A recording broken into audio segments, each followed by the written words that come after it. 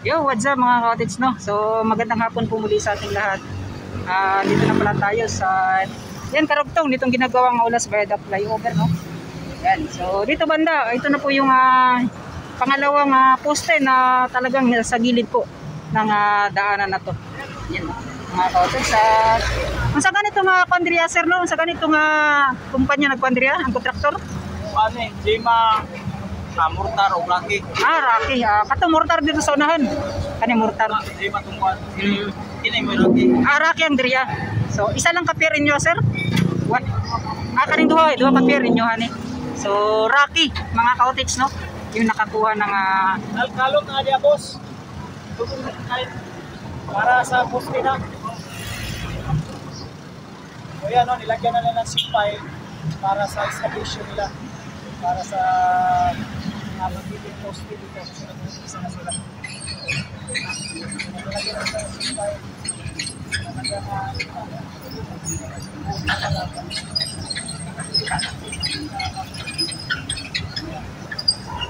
ito, baby na ito for bukayin yan para hanapin yung nakabaon dyan na 12 poste o 12 board pile.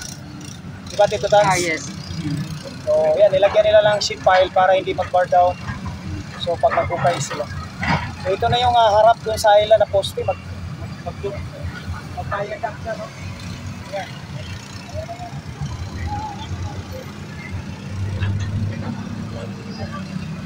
So, yun mga cottage, no? Yung isa talaga sa mga nakita natin sa lalong sa paggawa nito ay yung espasyo talaga na hindi naman masyadong maliit. Pero parang kumbaga medyo may pagka kipot ng konti, kaya siguro hindi masyadong makagalaw yung mga nagtatrabaho, lalo na mga heavy equipments natin. Heavy equipments nila mga cottage, no? So, katulad yan. So, nakapan talaga dyan, nakasagad. Talagang pahirapan po. So, yun, yung mga pundasyon na nakalabas para po sa pagbuhos na po yan nila ng simento. Yan. And then column, tapos copy. Yun, mga cottage, nasisanoy. Sabi na, layo pa. Ayan o, nandito na kami sa may dugtong, no, ng Viaduct Aulas. So, ito po yung kabilang side sa ginagawang abutment na niya mga cottage. Yan, dito yung abutment na niya.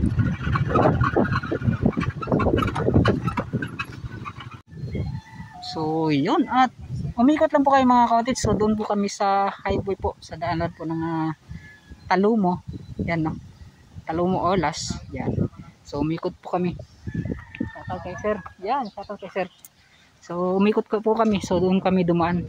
Yan, no. Ano na lang dito pitatas, mga 6-5 poste siguro dito. Mga anak yun. No? Kasi 18 poste man lahat. So biro 6 na lang, no. Yan. Punta namin doon dito. Last time, nandito pa yung tawag ito poste para Steel sa barkage. board pile. So ngayon, nakaano na dito, nakadala na doon. So sabihin, talagang may moving. So mano siyang abutment, sir, diri dapit. Dito ang abutment. Dito abutment. Yan.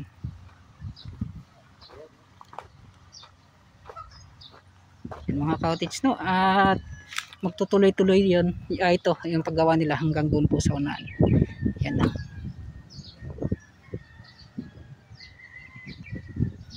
So ngayon ay may kanya-kanyang trabaho po sa bawat poste na ginagawa. So doon may nagtatrabaho, dito naman ay wala. So ganun po yung mga kanilang kwan dito.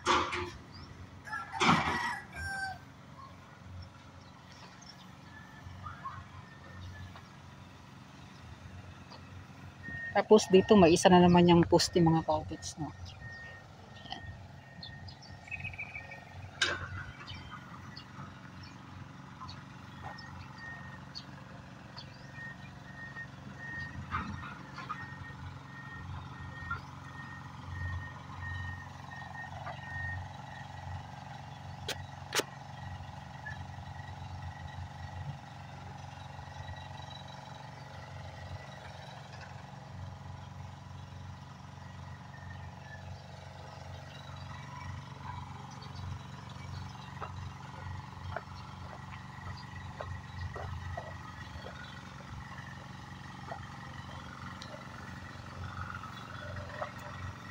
ayun mga cottage.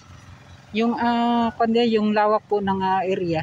So saktong-sakto lang talaga sa makakuan po dito, yung makagalaw po ng maayos yung mga heavy equipments nila. So dyan po ay matanggal po yan mga cottage yan.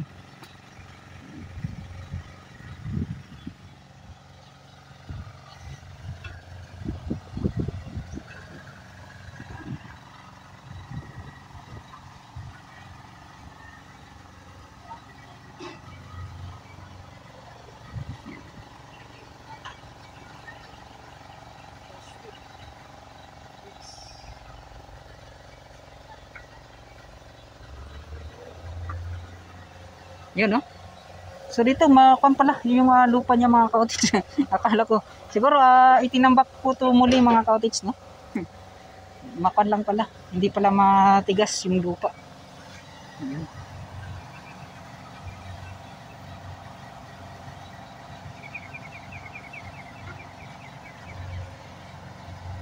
So dito sabi po ni sir ay yung tatrabaho dito ay mortar na po. Mortar na contractor. And so doon kanina ay Rocky. Yun, no.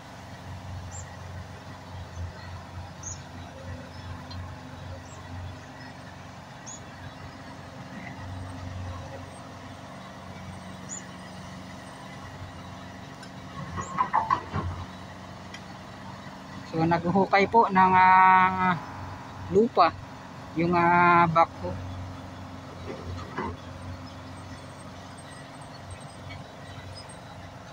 Yan.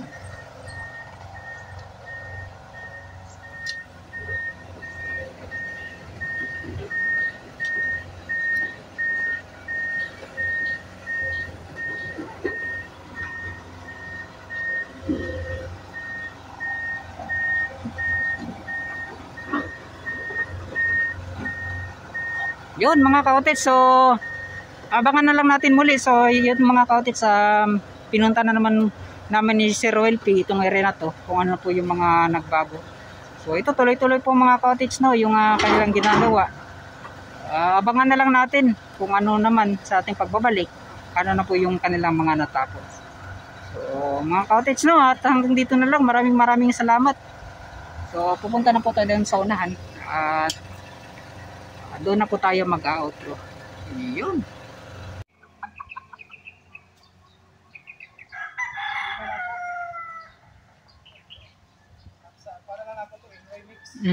So yung mga cottage, no, ito na po yung itsura po niya dito sa may kabilang dulo sa paggawa po ng tawag niyan ng viaduct flyover. So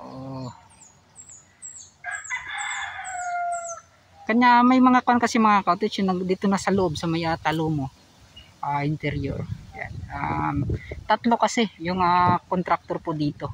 Yung mortar, Jema at Rocky. So kaya po baka magtataka kayo yung ibang dito banda. Ay, sir, shoutout. Na may nagtatrabaho tapos doon wala. Last time ito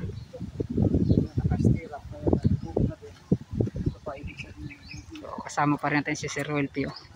Nag-update din. Yan. Yan. At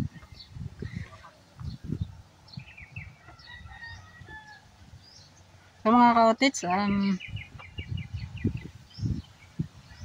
ganun po ko pala, baka sakali po mga cottage, no, sana baka makapagtrabaho po tayo sa establishment po. May in-applyan kasi ako. Baka magtaka kayo, hindi na po ako nakapag-update. So yun nga po, need ko lang talaga po ng pera. Kasi yun nga po, dito sa pag-vlog natin sa social media, yung pag-upload natin, kulang na kulang po talaga yung pera na nakukuha natin, na susweldo natin.